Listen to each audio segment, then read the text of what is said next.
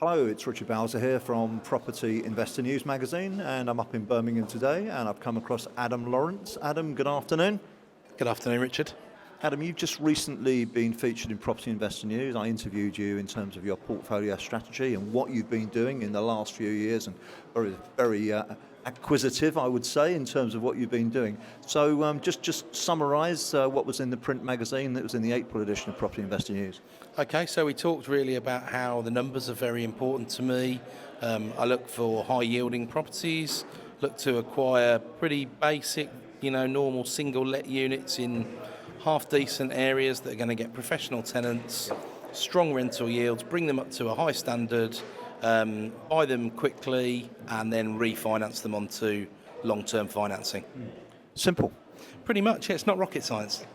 Indeed. Obviously, there is more to it, and you're going to be helping us out in the future by contributing some articles to Property Investor News and really elaborating more on your specific strategy.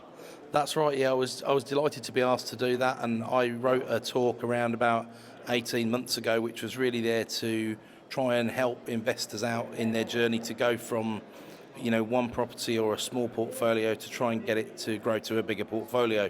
And I really took the things that I'd seen people do badly, or where they'd made mistakes over the years, and certainly where I'd made my own mistakes, and formalised that into a framework which splits quite nicely down into 4 pillars. I call it the 4 pillars of property investment, and so I'm doing 4 articles.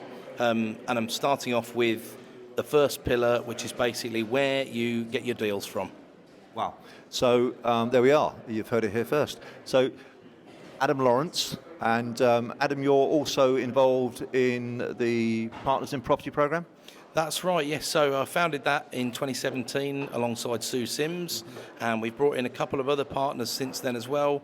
We're now making it more of a concept. So it used to be just a networking meeting.